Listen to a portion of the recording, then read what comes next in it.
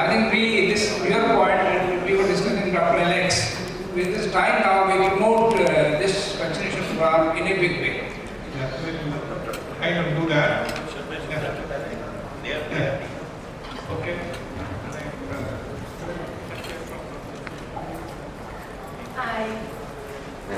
I just want to say about what exactly we're teaching the undergraduates. The undergraduates we teach have 2 hours of geriatrics in the undergraduate program. 2 hours of a lecture class. The medicine postgraduates have 15 days of exposure to geriatrics. That is what they have in an MD program, and I'm speaking from the state of Tamil Nadu. The recently revamped NCI curriculum has a lot about rehab and pulmonary medicine. It doesn't have anything much to say about geriatrics. So there should be a revamp in that state. We can't teach a lot of people because our seats are very limited. So we've actually taken up a postgraduate diploma 1 year where general practitioners come and take the course for 1 year. It's a contact program with modules, and we have assignments, and they also have a project. So this is what we, in our own little way, we thought we will teach somebody else.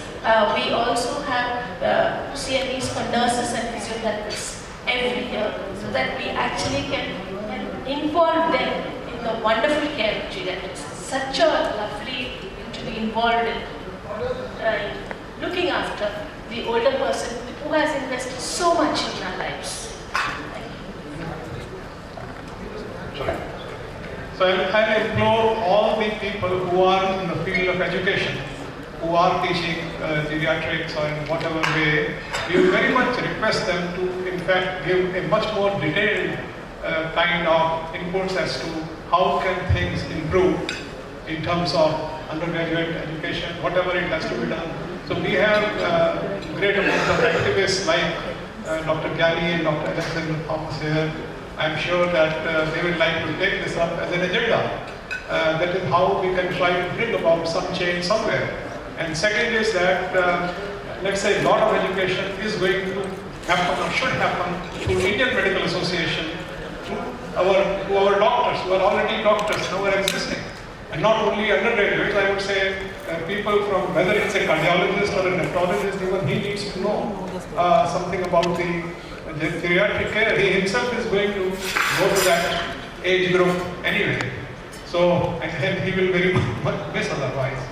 So we need from you, I would say, detailed reports, because this forum may not provide adequate time to you to express in great detail. So it's briefly, we are just trying to touch various aspects that what we can do. So Bobby Grewal has worked hugely in the community, and let's listen from him. Thank you, Vijay. Good evening, everybody. I think I've heard a lot about integration happening. I'll give a feedback to all of you of what has been done. We have an NGO called Wellness Health in You, and we have launched a program called Age Friendly India Initiative. We are working in one municipal ward of the Delhi area. South Delhi Corporation has 102 wards. We have picked up one ward, Ward 89.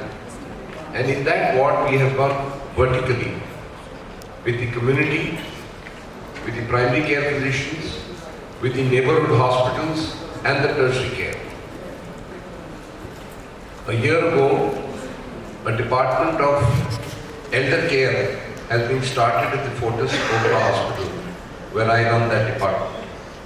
So it's the first hospital that has now got an elder care OPD. Now, integration is very simple, and we don't need to reinvent the wheel. WHO has given that the way to go forward, as Dr. mentioned, is activating. Now, attitude of elder care. I would like to quote an instance where mentioned from Medical Institute, where an cross 80 lady came to the doctor and said, okay, I have pain in my left knee. And lo and behold, the doctor says, is umar mein to hoga hai.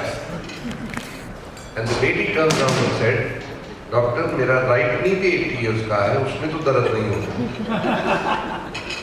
So you understand, this example illustrates two things: the apathy of the medical man and the desire of the elder to get well. What Dr. Prakash is saying, every elder has to be looked after the way he wants to. However well-meaning the government may be, the two respect Dr. Sengupta, however well-meaning they cannot reach every elder. Therefore, the community participation is the only way. And WHO has given us a model of the age-friendly initiative. We only have to adopt it with variations in our own. That's the only way. And talking about undergraduate education is an academic point. I'm more worried about educating myself. Who's going to educate me? Where is my curriculum? IGNOU was running one course for pediatrics, that's been stopped. Where else do I go for academic curriculum-based updation? It is left again to ourselves. So we at the age-friendly initiative in municipal ward, we have taken the services of Dr. Dev from Medical Institute, Dr. Vijay. We formed a small curriculum ourselves, and we have trained 62 general practitioners of Ward 89. We've had 3 sessions. Very rewarding. Very rewarding. And so, I mean, I feel that Dr. Vijay Agrawal's and Dr. Gyani's effort here only has to augment that. In due course, very humbly, may I tell you that this age-friendly ward project I presented to the International Federation of Aging about 2 months ago, and my paper has been accepted for presentation in Toronto this year. And all we need to do is develop that model, and it has to be replicated in other municipal areas with each person improving on that.